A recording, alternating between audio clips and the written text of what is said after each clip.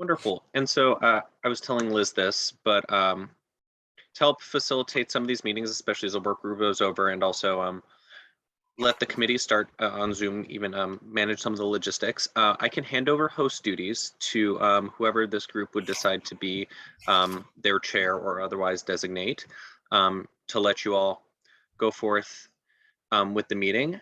Since it's already recording, it would continue to record to the town servers. Oh, awesome. We've got Ramin here, so I'll just quickly repeat.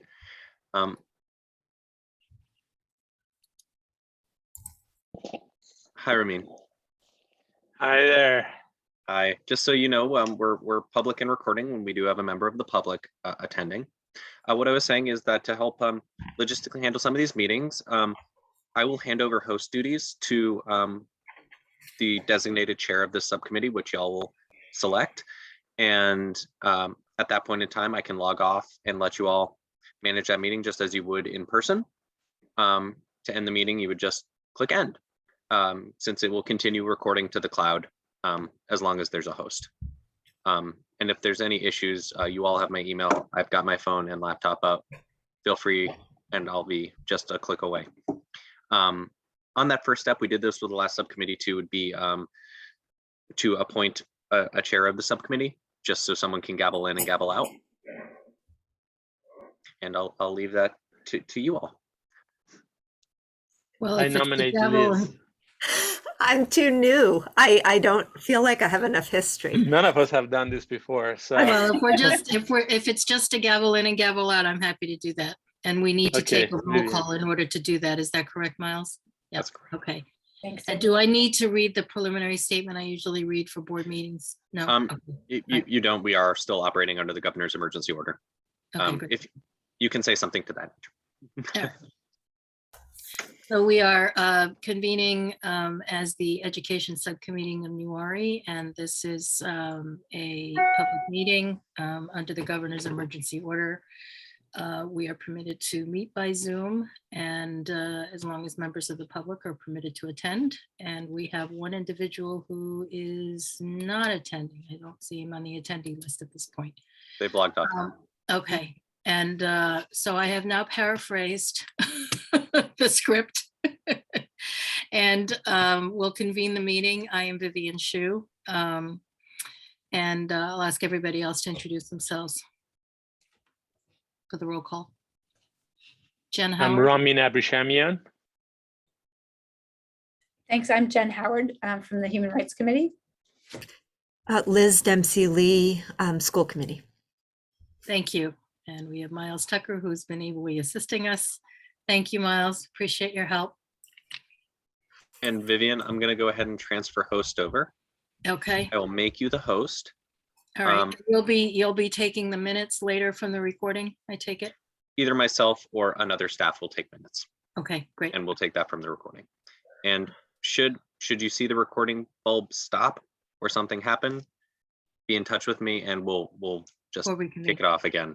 Okay, But we great. tested this out. It shouldn't happen, which means hopefully it does not. All right. Thanks much. Thank Bye you. now. Thank you. Thank you. Take care. Nice to see all of you. Happy New Year. Ew. Happy New Year. Happy New Year still. Well, I have a double New Year, so that's the good news. Oh, that's true. Happy New yeah. Year to you, Vivian. Thank you. Thank you. Yeah, it is. No, it's everybody. It's for everybody. It's the world. legitimate It's the to wish Lunar you a New Happy Year New for the Year. world.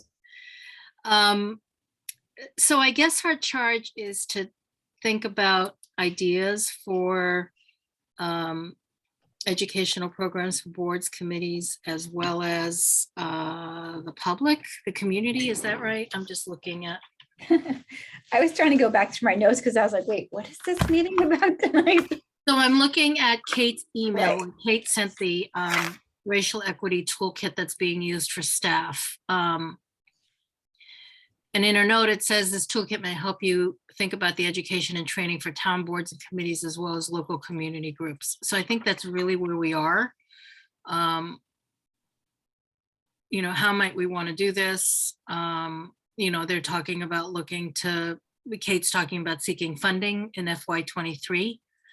I'm imagining that, you know, at some point, we might have to scope out what that cost might be. I think that we need to think more about what kind of education we want to give to the community. And, I mean, especially for the three of you, I'm generally familiar with some of the training that goes on for the staff as chair of the personnel board for Needham. But, there is training there's training that has a racial equity lens that's going on in the schools for staff. There's also, also that from the Human Rights Commission, and also, in our greater community efforts, Rami, right? So I always worry in endeavors like this, and we talked a lot about that in our last year with URI, Liz, just to bring you up to speed, which is, we don't want to reinvent the wheel, and we don't want to duplicate effort, right? We don't want to overlap, because I think if you start to overlap and people hear it, it's good for people to hear it, right? The rule of thumb is they have to hear it 3 times in some way, written, verbal, or otherwise, in order for things to sink in. But I think if we start to be very duplicative of the messaging and the training, people will tune out. And so then why are we doing it? I don't know. Those are just my general thoughts. Anybody else? Well, so this is for the town staff, if you will, all the people who are involved with various administrative, police, fire. Does it include schools as well, or not schools? Well, usually, so the way the town is structured, the schools are run as a separate staff organization from the town Okay. town employees, right? And All right. and the town employees include represented and non-represented employees. So there's always going to be the question, is there anything that might need to be bargained, right? Other than, but the reality is that town policy is town policy, right? And the employment policies, if they're going to require the training, I mean, that's something we'd have to ask Kate and Katie. Liz. Yeah, just a clarifying question.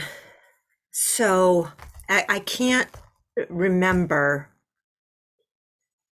I can't remember if this is what we said or if I'm confusing my memory with another meeting.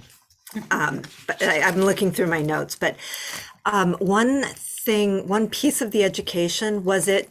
So there's like a couple different parts here, and one is how people are coming on board, right? Are they coming on board?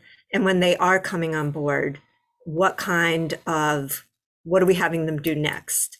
And in what we're having them do next, we had talked about having people go through a checklist or having sort of tips to get started.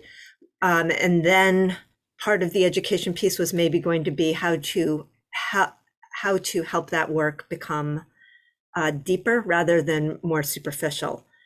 So does that ring any bells for the rest of you? Yeah. Yes. Okay. I had thought that we also, part of our mission was to produce some community events as well. So it's not just people who are necessarily connected to the government. Is that right? I think so, yes, to the local community groups. My memory was boards and then, broader community groups looking for buy-in, and then also alignment, not lockstep alignment, but at least a way in which people can have communications across, government to community organization and so on. So this is not like running a community education program that's aimed at residents. You're talking, these are all supposed to be aimed at people who are trying to pull into the Newari umbrella of adopting the principles. Is that what? So I'm going to go back while we're chatting to look at our last Newari document, That's what I was looking at that as well. which is to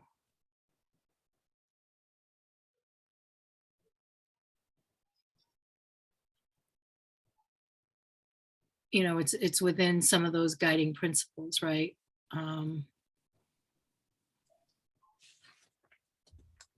And why can't I find the latest? Because you need it, Vivian. That's why. Because I need it, because it should be here.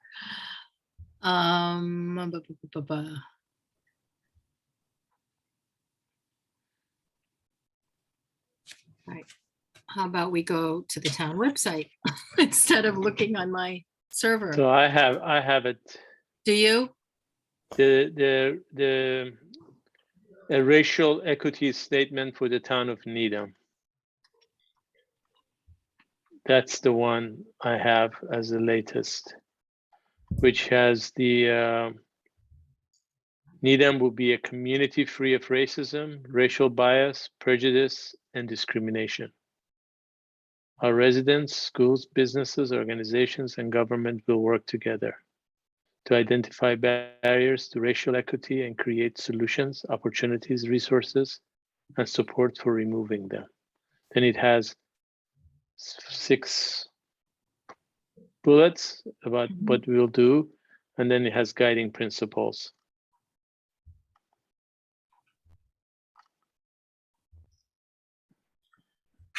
This is what was sent to all the various groups. Yep. And Does I that am, include the we're lifelong, ongoing self and group learning? yes, Social yeah, analysis. that's one of the guiding principles. Yep. Yep.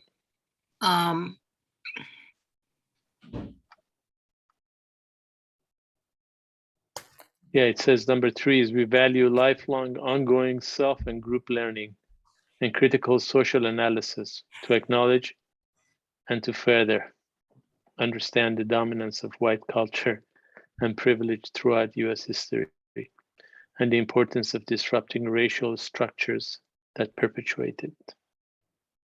So I'm looking especially at the last page, which is it's the bullet items under the heading supporting the following intentional practices will help Needham realize the vision for racial equity. Mhm. And there it talks about seeking to increase interactions and create and cultivate friendships across and among various groups, commit to self-education, have a better understanding and be more informed about race, racism, equity, amity, and relations, foster safe environments for and listen to the residents who are directly affected by racism and racial equities, engage in meaningful conversations, and then support those services, materials, expertise, scholarships, and organizations that advocate for racial equity. And then the last is encourage and build public understanding of the need to eliminate racial injustice. So I think about a lot of the work that is done, right, with Human Rights Commission, and so I think that it's not just education, but education and outreach, and maybe creating a structure for community dialogue. I almost think in some respects that's more important. It's the dialogue.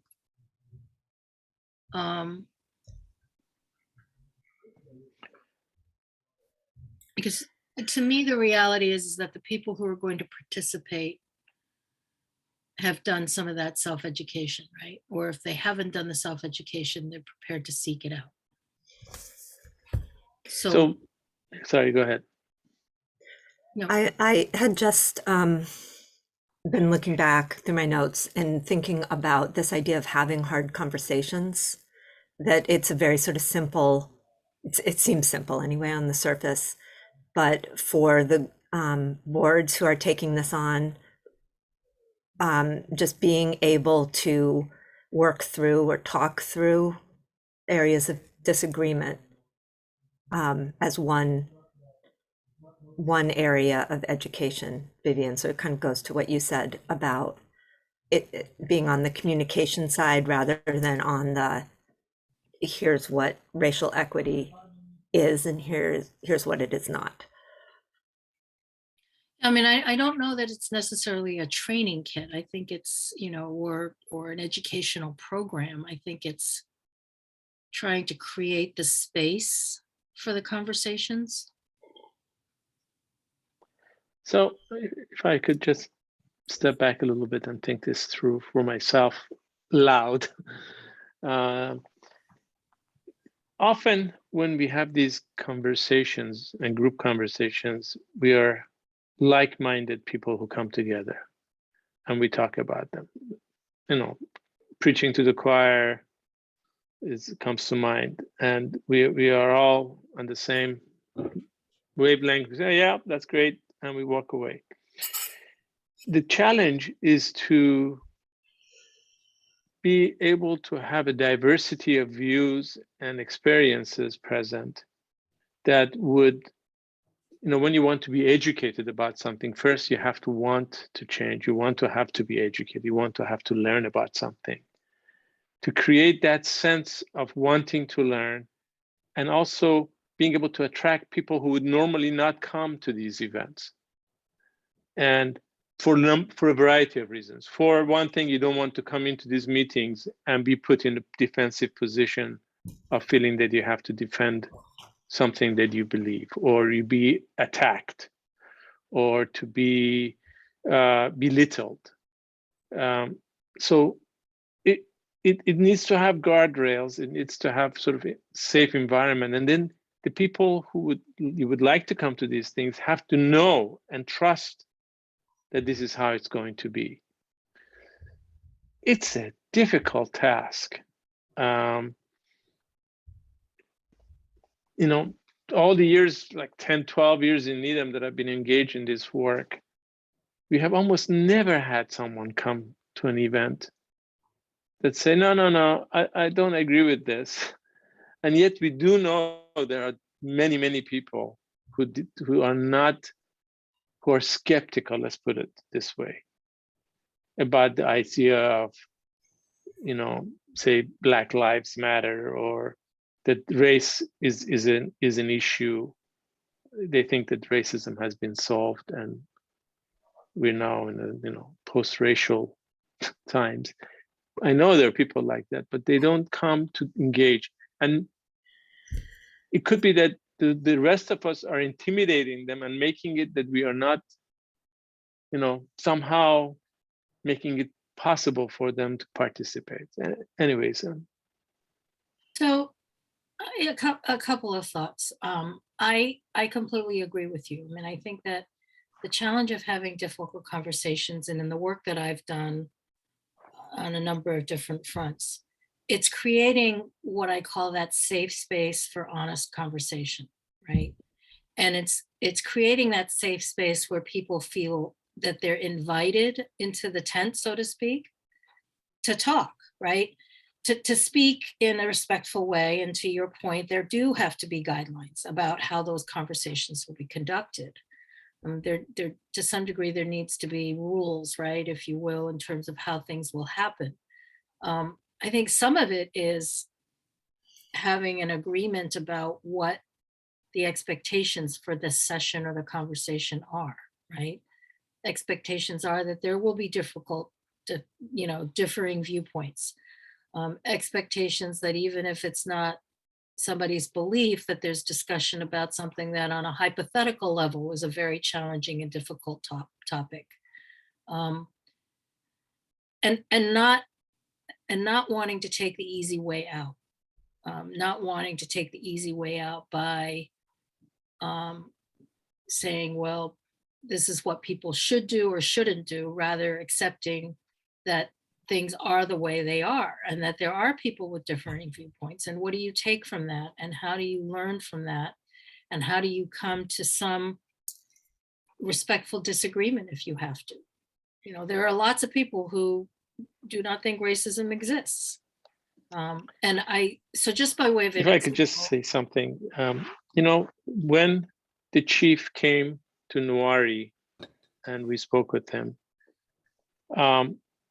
I went away from those meetings with the sense that the training for the police officers is woefully inadequate, that they're just not prepared really for what's going on in the world today.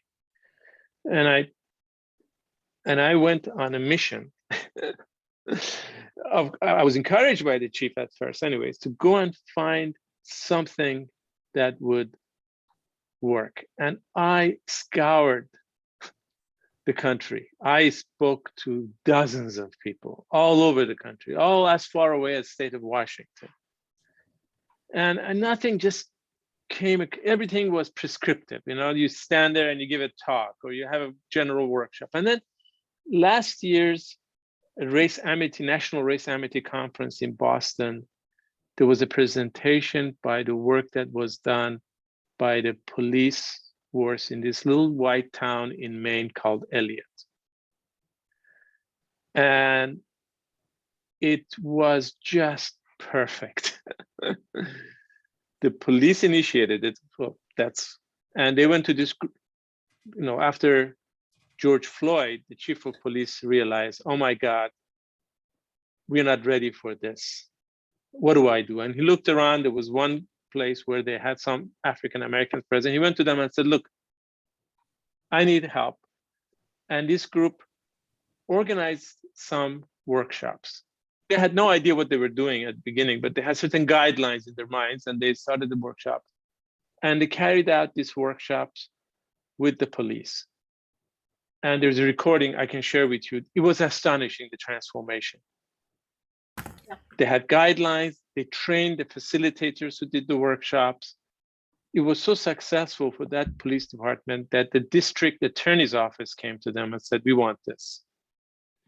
And then the larger Portsmouth Police Department across the river in New Hampshire came and said, this is interesting, we want to do this. I'm thinking maybe we could ask them to share with us at some point how they did it, how they trained the facilitators, what was the basis for them to have these conversations with the police as an example of kind of things. And then the Elliott Police Department themselves made the recording of interviewing the police officers who had gone through this workshop. And it's just incredible to see these people saying what they expected when they went in and how transformative it was when they came out of it. And I'm trying very hard to set that up here for the Needham Police Department. It just needs the chief's approval. But putting that aside for now. So I think that's a good example or model of something that we could just learn from. So I think. So I'm more than happy to ask them.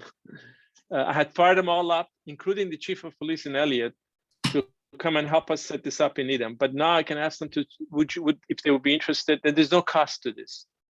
If they would be willing to come to one of our sessions, maybe a couple of them, and share with us how they did this, what was the rules they applied, what kind of guidelines and guardrails and principles they applied to.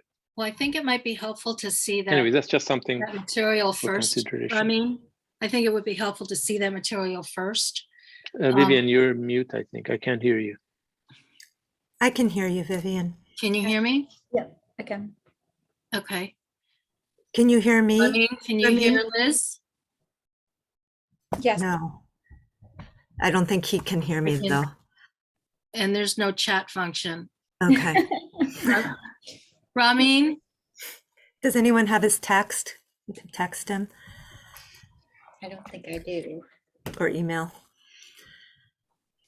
Ramin, you can't hear you. Can you hear us? Can you hear me now?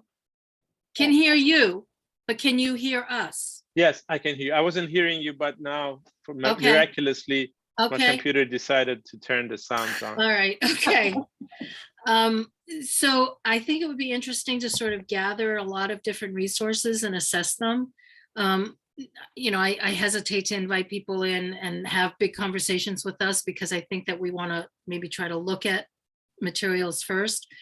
One of the other things that I was going to mention is that 20 years ago, I was part of the original group of facilitators for something called the Citywide Dialogues in Boston. And I think I've mentioned it during UARI during the past year. And it was an initiative that Mayor Menino took on.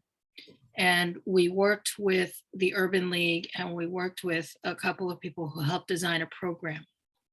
And the idea was to take dialogues, take conversation spaces into neighborhoods so that we could have these conversations about racial and ethnic diversity.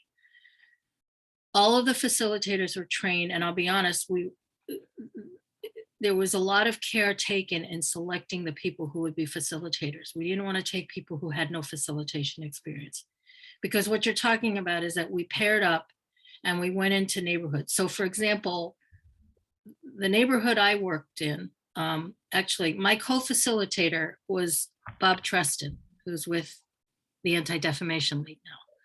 And Robert and I were responsible for the dialogues that included the neighborhoods of Beacon Hill, Back Bay, the Leather District, and Chinatown. So you can imagine the diversity, not just on race, but that ethnicity, religion, and more importantly, socioeconomic, right? And it was a real challenge because, you know, in Chinatown, you have these Chinese elders, right? And it, you know, they were the ones who came, and I had an interpreter, and they were the ones who had to come. Meanwhile, we've got people who are from the Back Bay and Beacon Hill who are extraordinarily wealthy. You know, I know one of the participants had just moved into the brand new Ritz-Carlton condominiums, right? So the gulf between where people sat in life was extraordinary. But the point of the program and the point of the dialogues, and they were very well scripted, was to be able to bridge some of that gap in conversation without judgment, so that there was some understanding of where people sat and where people had come from. And so, you know, to some degree, when we talked about these community conversations, it's some of what I was hoping URI would do, which is to not just have a room where people are part of the choir already, but to include the people who are skeptics, but the people who are skeptics who have some natural curiosity about it, right? And who want to also speak their mind, which is what I mean when I talk about creating, you know, as a facilitator, creating a safe space for that dialogue and to share, right? Liz? Yeah, thank you both. Really appreciate sort of the depth of thought, and that something that has been on my mind as well is this idea that, you know, of calling in versus calling out, Yes. which can happen at the individual level, but it can also happen at the local level. Calling out someone is sometimes necessary, but it's not a great way to win hearts and minds and make sustainable change, right? And so that idea of creating these conversations within our community, that really speaks to me. And I would say we're, based on our last meeting, we have a couple different sort of pockets of audiences. And one place that I feel like this is really important is that our town boards are self-selected, but not for the same reasons that an NDI or an EJN is self-selected, right? That I think we'll have a wider level of knowledge and a wider perspectives about equity work on town boards who are now faced with needing to think about the mission statement and how they're going to implement it into their own work. So that just seems to me like an easy, none of it's easy, so I'm going to take that back, but it seems like a logical place to start. Jen, did you? Well, what I'm thinking about is what differentiates what we're talking about right now compared to the other. I don't think it's solely Nuari, but the other working group that's working on these community conversations. And that if what our charge is right now is education, that maybe what we are focused on is trying to come up with some of the how-to, maybe I don't know, maybe we identify three subjects that we want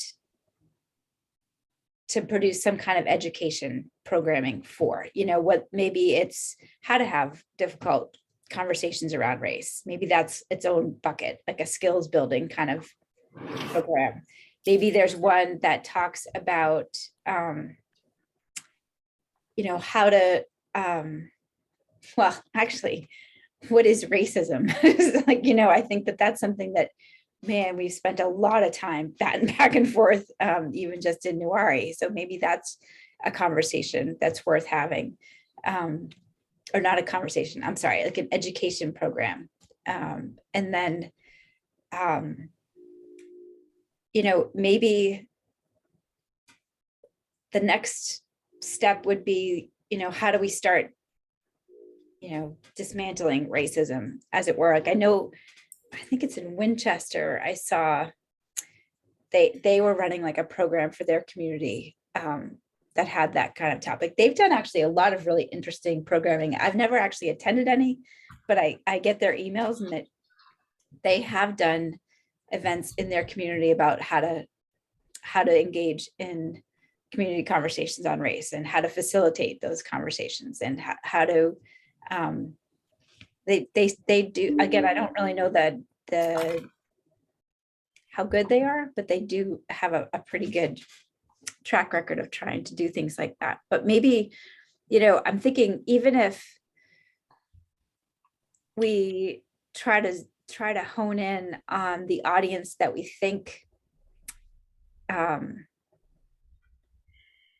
don't know, kind of the easiest bucket is those people who are already engaged in town government and community organizations who the materials were sent to. Like, that's a good base to start with. Even if we don't get everybody in the room, on the first go around, especially because I think that, to Liz's point, a lot of those folks that are in some of those town positions are not necessarily the same people that are showing up for the diversity summit. So we are kind of expanding the bubble a little bit. Sorry. Liz? I may have missed something. So the other Newari working group is working on measuring success. So the community conversations group must be another town group that's working on it. I am trying to figure out what the origins of that group is. Ramin, do you know? That is Newari also, the community conversations. Yes. I think That's Newari. I think that fell into our bailiwick. But there's members on that committee that are not part of Newari. Right, but it's initiated by Newari. Okay. I think, now you're getting me confused.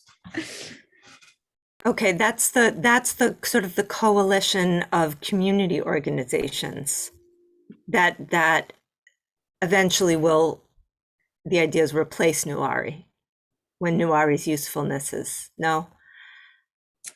Okay, never mind. It does have, like, there's a trying to think, Joanne from Medco is on it.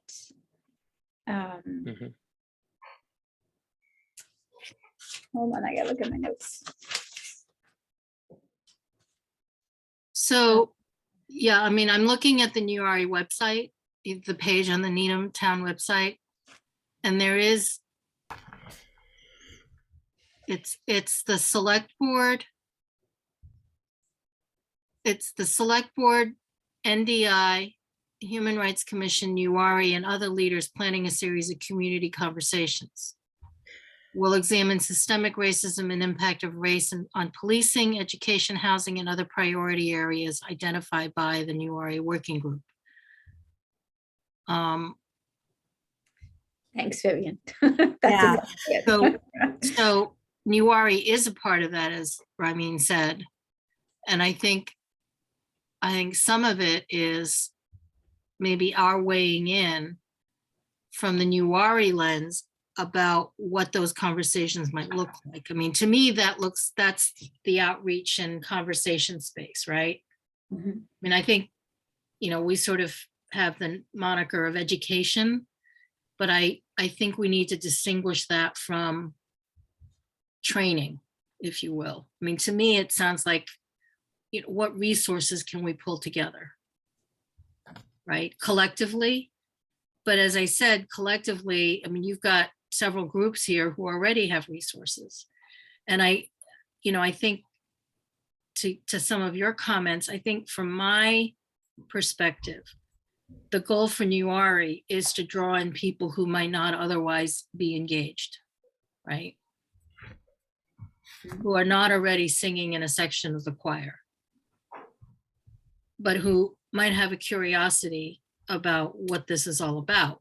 And I go back to, I think that these community conversations need to create the safe space for that discussion, where we are calling people in and we're not calling people out. We're calling people in, and the only reason, and what we're calling out are the things that go against our guiding principles, right? We're calling out systemic behaviors and patterns that are not consistent with the initiatives that we've put through. And so, I don't think our initiatives are not shared by any of the groups who would be involved in those conversations, but there are people who might come in to have those conversations who are not part. They wouldn't be interested in going to an NDI event. They wouldn't be interested in, having a one-on-one, with a Black police officer really understand what's going on, but they're interested in a community discussion about what it means. So is that a reasonable distinction? I feel like we do have one area of agreement among the four of us, which is, well, two actually, supporting or educating, providing information for town boards to be able to do the work. That doesn't maybe apply to all of them, as as you said, like the schools are already pretty steeped in this work. And then the second was the idea, very basic idea of how to have these conversations in a functional way. So maybe that's one piece, that we will provide resources and education to support town boards or other organizations that need it or want it, with support for how to have these conversations, how to discuss this for their own work.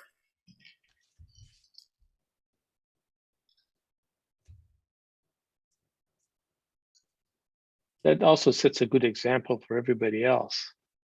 If the various town boards show some initiative in doing this, it kind of could be encouraging to others as well. So Because I'm looking at, go ahead. Go ahead, sorry. No, go ahead. No, I was just, so, when we talked about what we're supposed to be thinking about, I just took a look at our agenda for Monday. And the agenda there for our subcommittees is the plan for providing education and guidance to town boards and committees and community organizations. So, we have our two subcommittees, right?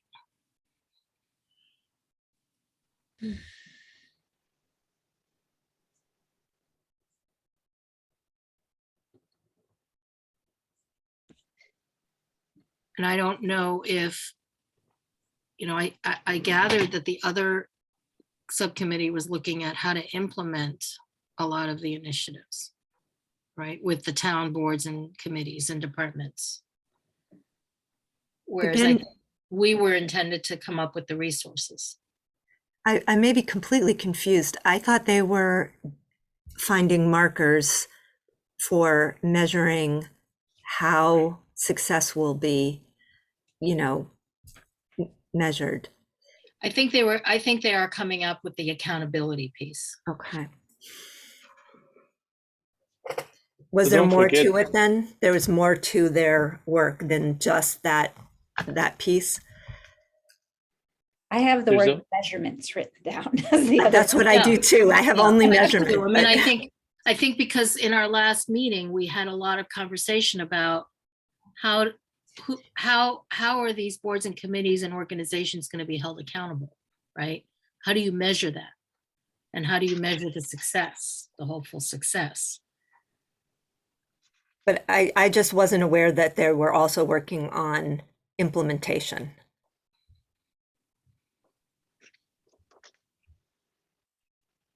Let me go back to look at.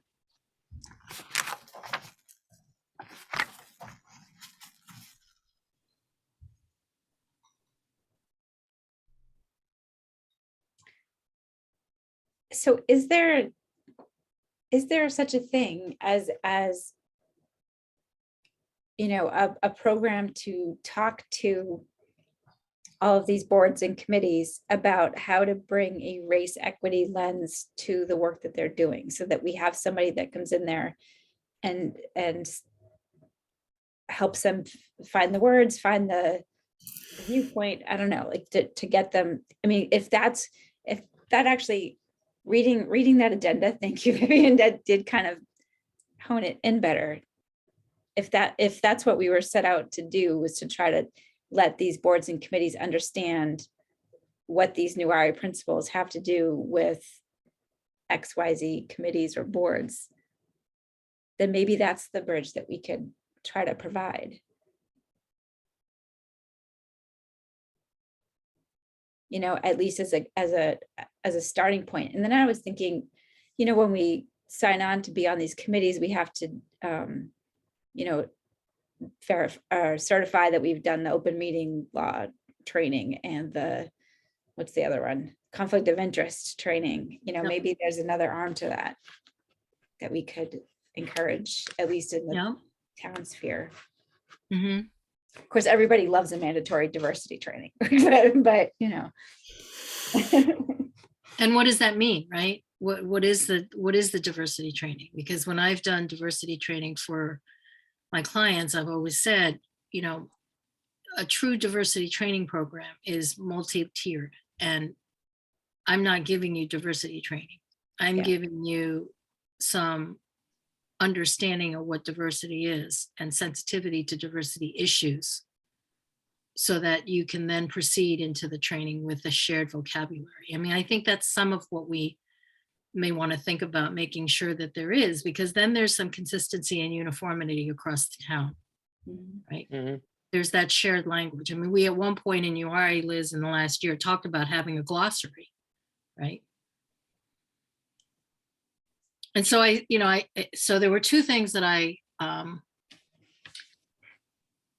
listened to and heard about, read about today. One was I listened to Fresh Air when I was in the car on a drive to an appointment, and there was a whole discussion by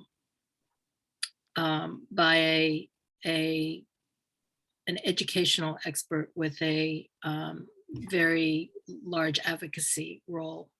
And I'm sorry, I'm blanking on the discussion, but the discussion was all about some of the pending legislation that is out there in various communities in Texas, in Florida, and the like, that is starting to create issues about whether or not critical race theory can be taught in the schools. And we're talking about all levels. We're talking about public, you know, primary through secondary education, as well as higher ed, you know, which is one of the areas where I sit. And the chilling effect, the potential chilling effect on pedagogy. And there was one situation they were describing where the legislation, while it doesn't specifically say this, prompted a district to come out and say, if you're going to talk about the Holocaust, you need to talk about it with oppositional viewpoints. And it's like, what does that mean, right? What does that mean? The other thing I read today, and some of you may have seen it, was a report about for what happened at Zavarian. Did you see that? Yeah. What happened where? At Zavarian Brothers, the parochial high school in Norwood or Westwood. I forget what town it is. Is it Westwood, yeah. And so the announcement there, and purportedly it was an idea presented by somebody who is African American, identifies as African American in the dining services, wanted to suggest celebrating Black History Month by serving fried chicken. And so there were some students who were, it's a predominantly white Catholic high school, parochial high school. And there was a hue and cry, as I understand, about, how much is that stereotyping? Is it a racial trope? Fried chicken and watermelon. And then, so it was interesting reading the comments to that story about the incredible diversions of viewpoints, right? And it brought in to my whole context in thinking about this and in reading these comments was it bounced back and forth from all corners of the room, from conversations about fried chicken being of West African descent and after the Civil War, and slavery, many Black women making their living by making fried chicken, and the history of fried chicken in this country and what it represents or doesn't represent. And then, so it bounced back and forth from ethnic cultural history and socioeconomic issues and storytelling and family history and honoring customs. And I'm reading these comments thinking, there is not one unified lens about what this is all about, right? And everybody who chimed in on these comments had their singular viewpoint. Like it was a singular viewpoint. It was well, these are white high school boys who are outraged about this. Or this was an African-American staff member who suggested this. Or nobody's talked about the actual history of fried chicken, right? And what it means and what it represented. But not anybody talked about, this is trying to understand the sensitive nature of talking about something that to some is going to be a racial trope, to others is going to be a gotcha moment. It was just very interesting to me that there was no conversation about that. And to me, that's the danger and that's the need for the conversations in one room. The danger is everybody can put their singular comments out there and they just hang. And they hang with, maybe a similar single line response or rebuke, right? But there's no conversation about it. Part of it is that's the nature of social media and the electronic age and how people communicate. But to me, these community conversations have to be that kind of space where you can have a fulsome discussion of all of these different perspectives and contexts to reach an agreement and an understanding of really what you're talking about. So sorry, I got a little long-winded there, but. So can we put any outline or syllabus, if you will, of how we could do this? I think, obviously, Vivian, you have been down this path before. This is not, from what you're talking, it's tremendous experience. Could that be documented somehow that we could look at and then try to, with that in front of us, move forward in trying to do a plan of action for it? Again, I remember this document came by my desk about this conversations that they had in Syracuse when there was some racial event, and then they had neighborhood conversations on race. Yeah. And somebody prepared a handbook that this is what you do. This is the, a sort of a step-by-step almost with how you host it, how you send the cards, how do you invite people to come to the event. So I'm wondering in that regard, if what we're maybe talking about is a preliminary outline of how to create the space for a conversation and then the elements to that conversation. And I do think, you know, can it be a singular event? Is it a series of events? I mean, you know, But you can't have a conversation with 50 people. So No. it has to be limited in numbers to a reasonable number, which I mean, I'm having a hard time thinking more than 10 even, or maybe 15 if you really push it. So if it's limited in number, it can't be a singular event. It has to be multiple events in time and space. And then so- do we put together a draft and we, you know, if the idea is to create sort of a guidebook, if you will, sort of a checklist of things to do, and maybe some of the substance to that checklist, so that we can have these other groups weigh in on how these public conversations might go. Yeah. That what And we're don't forget, thinking? we could do trial and error. We could have one conversation based on certain principles and check it to see how successful it is. Does it work? You know, until we get this right, we could, you know, because we want to also it to be sort of take into account Needham's idiosyncrasies, Needham's specific characteristics of what makes Needham Needham. We keep saying it's a white town, but but it has certain things that makes it a special or unique town. So we want to have that taken into account as well. And do we envision, I mean, I'm just throwing this idea out, do we envision perhaps, you know, a quote unquote even, I mean, I think you want to schedule it at different times during the week and the day, but just for example, an evening of conversation circles. I do a lot of conversation circles, but an evening of conversation circles where we have 2 facilitators per group, in which case you could maybe do 15 people, right? They all happen simultaneously someplace, maybe at one of the schools or in town hall. And you,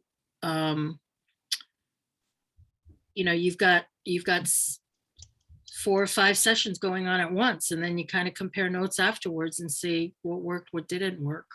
I don't know. I mean, it's a little bit of a grand experiment. Yeah. So who's in these conversations? The members of the boards and the committees that we're trying to reach? I think that we could do it with boards and committees and then do it a larger community. Right? But I think we start with the boards and committees because, as you say, if we throw it out to the general public, right, the general community, the people that we're going to see are the people you usually see at a lot of, you know, our existing community events on race and relations and diversity, right? But if we're doing these conversations with boards and committees, we're going to get a cross section of people who are represented, right? They're coming in from different places. And then maybe what we do is ask the chairs of these boards and committees to do their own debrief, where they debrief, you know, where they thought their conversations went and what they collectively thought and what they collectively learned and how it can impact the work that their board or committee is doing. Or leadership team in some Yeah. cases. Yeah, Some. yeah, to the extent they're not a formal, yeah. Mhm. But to have that initial conversation have cross representation, right? So that they're not so insular, right? That it's not just members of one board or members of one committee having the discussion, but for them to sort of hopefully be enlightened to some degree and then take that back and do what they can with it. A new initiative in town that I'm sure you must have heard about is called Needham Resilience Network with Nicole Argo and Beth Pinel. That just got funded and they're starting that work. Part of it is reaching out to disparate groups. For example, they're contacting the Republican party committee in Needham, or or Yeah. So there is also that work. They're trying to also create that sense of community and conversation as well. I wonder if going off the model of the, I think it was one of the planning, or it was a meeting that was connected to that resilience network, where we had a series of three Yes. different days. With Nicole. Yes. Yep. Yep. Like thinking about that model, in that it brought together a lot of different folks. What if we had planned an event that was, had a keynote that was kind of talking broadly about what it means to bring a race equity lens into your being? Like how do you incorporate it just into your personal self, so that you start to kind of be able to spot it, and then act on it, and then maybe have breakup groups that are mixed between the different committees, so that you get kind of that cross section that you're talking about, Vivian. So it's not just the people that you're used to meeting with every month, and then maybe a second breakout session that is for just the members of that group, so that they can process the rest of the day and figure out how it applies to like what they're doing. And that may, sorry, Liz, and that might dovetail into those boards and committees going back and saying, okay, now that we've talked about this, how are we going to put our commitment to the Newari vision statement into action? And that may dovetail into the accountability measurement piece that the other subcommittee is working on. Sorry, Liz, thanks. Yeah, just logistically, I wonder if we can get all of these people in the same space at the same time on the same day.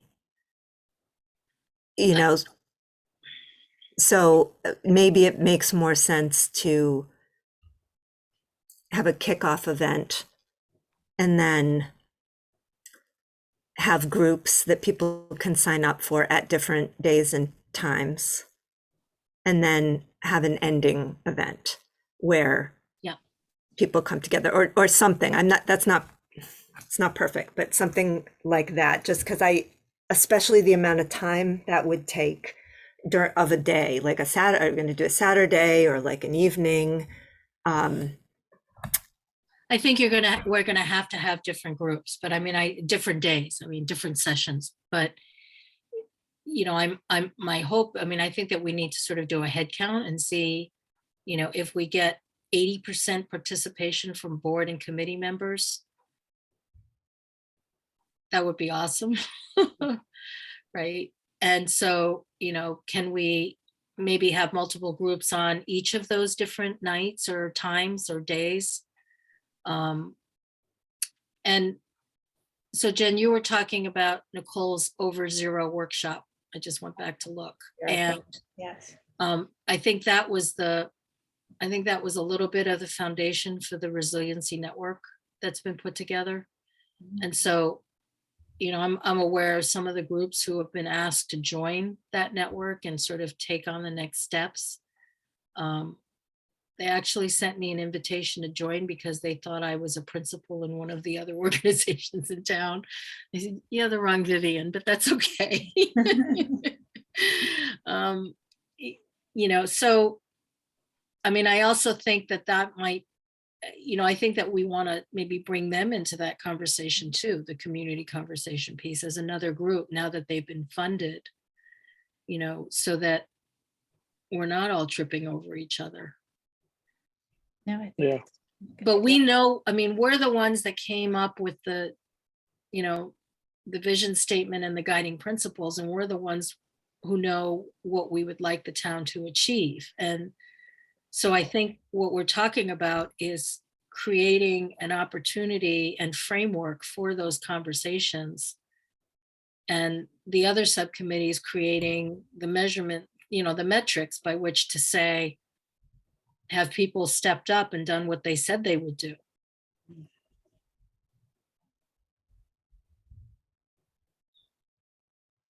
So, I mean, I think to some degree, I mean, we've been talking about the format, and at the beginning of our conversation, we were talking about some of the substance, right? So, and I think we might want to try to put that together, but I'm wondering if what we do for Monday night is sort of outline it and see what the others think.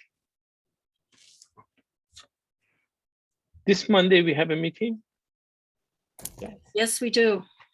I don't have it on my calendar, but good. Did you get it, Jen and Liz? Yeah. Did you get? Then I think we also have one at the end of the month. Yeah, we have one in 2 weeks from then, because I think the idea was to try to get something in time for town meeting, right? To be able to, Mhm.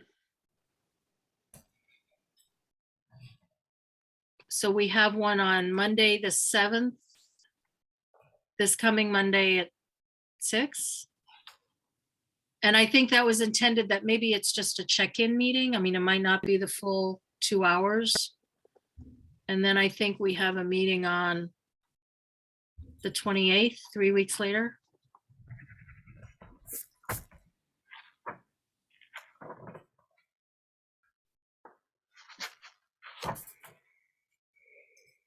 I'm just looking, I apologize, I'm just looking on my computer to see if I have a copy of, I'll have to see if I have the binder. I see it now. But I'm looking to not- see if I have a copy of the citywide dialogues outline, like because at some point, we might have to get into the substance. I'm sorry, what are you talking about, Vivian? The project, the citywide dialogues project I was involved with. Oh, sorry, yes. No. So, I thought you said, Another- is that another committee on this? no. So Another- this was, Uh, we did this in 2003. So another possibility might be just doing courageous conversations about race, talking to the high schoolers about that work that they're doing Yeah. and Right. bringing them in. I mean, could be very interesting and important to have high school students part of the process. And perhaps as part of the discussion, I mean, I think that these conversations are going to need some kind of prompts. I mean, we certainly had them for the citywide dialogues, right? We had some exercises, we had some prompts. It's sort of not unlike when we did the Over Zero workshop with Nicole, where we had scenarios that we broke into smaller groups to work on. But I think you're absolutely correct, Liz, because the students in our community, the hope would be that they may drag their parents to the meetings, right? mhm. And that board and committee members who already have signed up to this are going to understand the substance of it and the impact of any work that they're doing, because they're going to see it through their kids' eyes. So I agree. I mean, I think I don't want to, I always worry about having too many cooks in the kitchen, but I think it's important to engage the different constituencies of our community to get that broad input. And it might be helpful, Liz, if we had a better understanding of what the schools are doing. I think I know one of the kids involved. I can reach out to talk to that child. So do we need to hone in on kind of like what is our inviting line to these committees and boards to get them to be interested in having this conversation? So I guess I'm assuming we're opening it up to everybody, whether they've adopted or taken on our goals and guidelines. Yeah. I guess I'm still worried about that threshold question, like how do we get the folks on the Exchange Club or that might be a bad example because I think that they have started to do some race equity thinking in there. But for these groups that are not seeing how it's relevant to their work or their individual missions. Well, I think we'll need to get an update from Kate and Katie about what the different where the different boards and committees stand and organizations sit with. It sounded to me like there was a lot of follow-up that needed to be done so that they would just sign on because they just hadn't gotten around to it. And then I think we have to think about those for whatever reason are resistant and try to figure out why. I still think they need to be engaged because maybe as part of this process, once they've gone through these conversations, maybe there are board and committee members who were supportive of it and they'll have more ability to sway their colleagues to sign on. Yeah, no, I agree. I mean, that's what I'm saying. I guess like is there somebody that we can, bring in somebody compelling to talk to everybody across the board of these groups? Why is this part of your work? How do you apply this to, I'm trying to think of an example of something that wouldn't seem so obvious, but it feels so obvious to me that it's that involved in everybody's work. But I don't know, like even I'm thinking about like the community farm, like I know that they did sign on and they actually do have some members that are pretty engaged in this as well. But like, that's something that maybe isn't as obvious to like why it would be important to them. I don't know if some of the. Well, they're doing actually some programming with NDI on BIPOC farms and farming. Right. So that's what I'm saying. Yeah. Like that's not a good example, except that I feel like somebody on that farm board was like, this is important for us to think about, and this is how we can work on it. I think we're not going to have a problem finding who to invite. I'm now sort of thinking maybe what we should do first is kind of come up with what it is that we're going to do. What would be the guardrails? What would be the theme? What would be, for an hour, 2 hours, what are we going to do in those 2 hours? Where do we find the facilitators? Do we train facilitators? Let's just have that 1 or 2 meetings right off the bat first and see how it goes. But that's what I'm saying. Like, how do we get the people interested in that conversation? For those that have not already gotten there. I have just 2 things. First is that in about 10 minutes, I have to go do a carpool. Good times. But, the group that's working on measurement, right? The town is saying to their boards and committees, this is important to us. This is important to the town. And I think that is the piece that maybe is what drives people, is because I don't know, this doesn't end up as like a requirement, but this is something the town is paying a lot of attention to, and it wants boards and committees to, if you'll forgive the pun, get on board. Mm-hmm. And if they have approved or endorsed the Nuwari mission statement or vision statement, that would be a good thing as well. So you have already done that. Would you like to know what it is and how you're going to be able to implement Right. it? Now let us we put this together to support you as you take it to the next level, step by step, what comes next. Yeah. Come find out. So I'm looking at the list, and by the way, it was all in the agenda materials for our January 16th, for our January 10th meeting. Kristen sent it on January 6th if you want to look at your email. But I'm looking at the list of the towns, the town boards and committees, and it's like, okay, apparently there's radio silence from the Golf Course Advisory Committee. There's nothing in there from Housing Authority. There's Solid Waste and Recycling Advisory Committee, the technology. I mean, in my mind, I think the buy-in would be, we support members of the community and we mean all members of the community. So why wouldn't we sign on to it? right? I mean, as Jen said, Like, what's an equity goal for the solid waste and recycling committee? I think making sure that things remain affordable, right? Liz?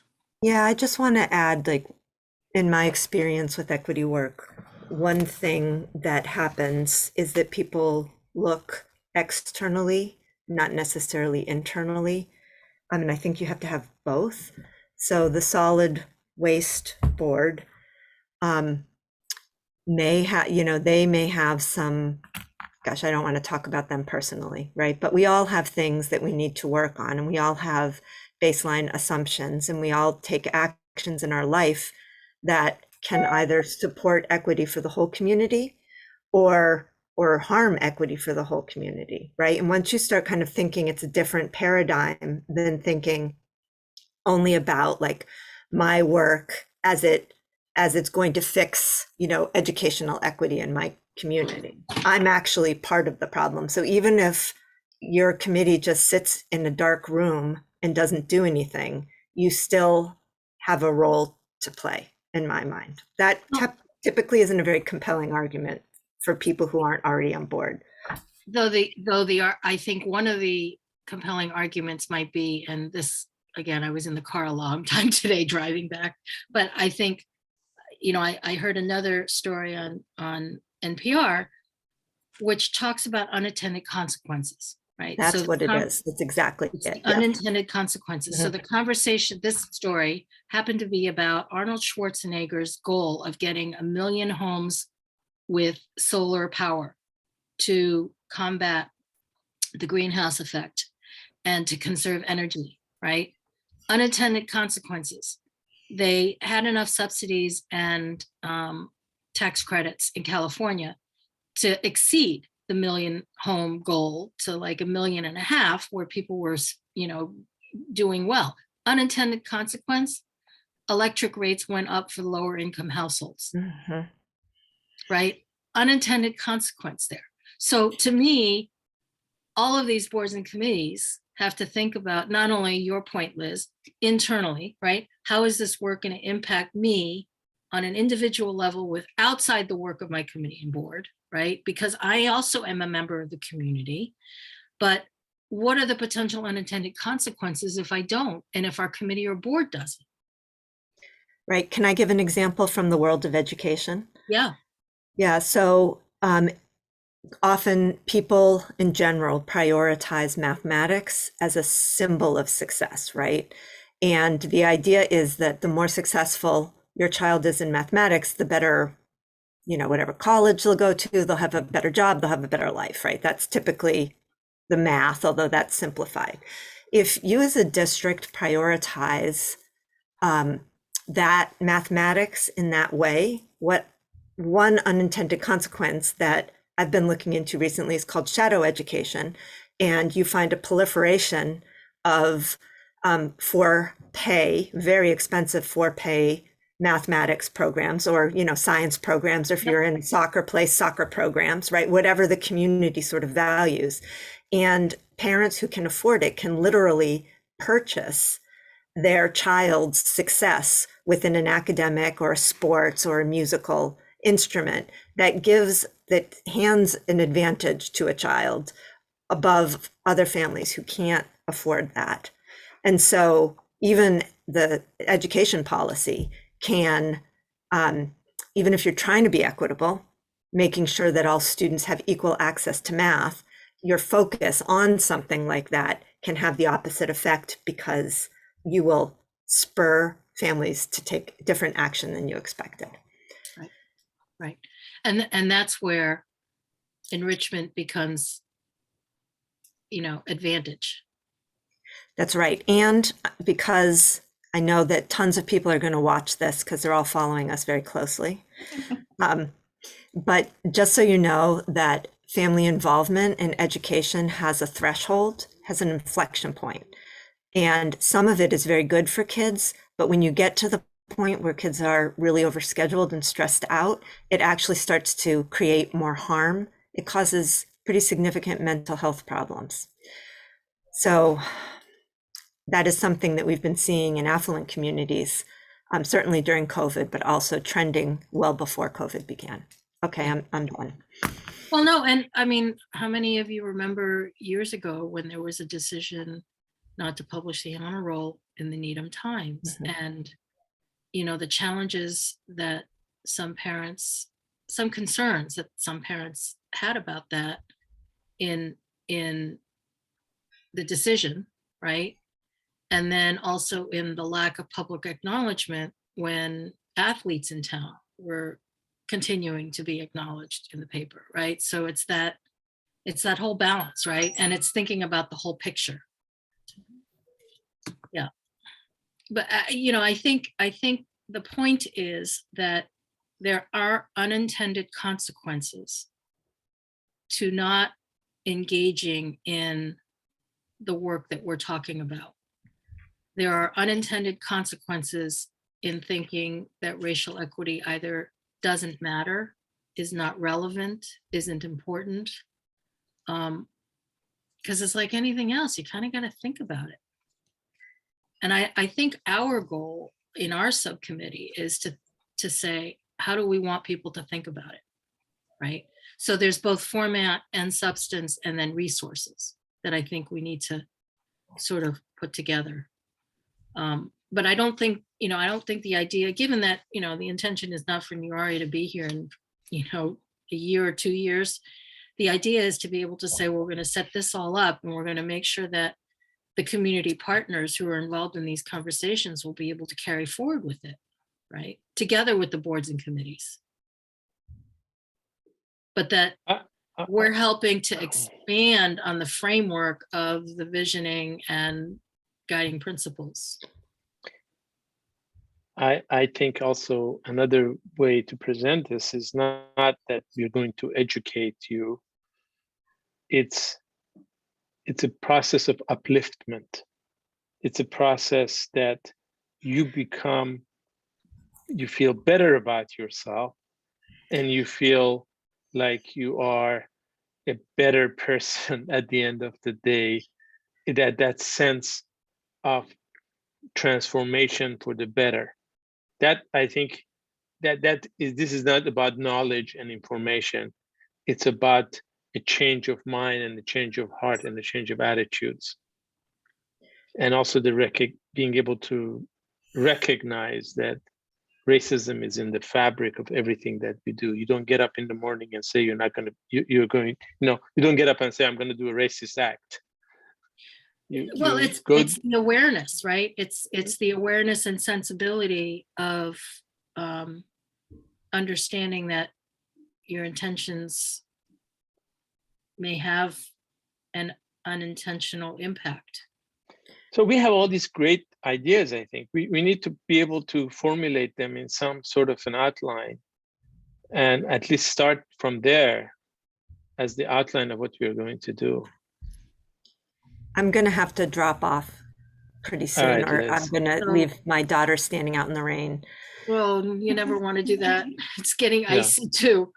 All right, I'm going to leave it. Can we start a document where we sort of outline this, or should we sort of just talk to the group on Monday saying, you know, we're thinking that it's creating a framework for community conversation, format, guidelines.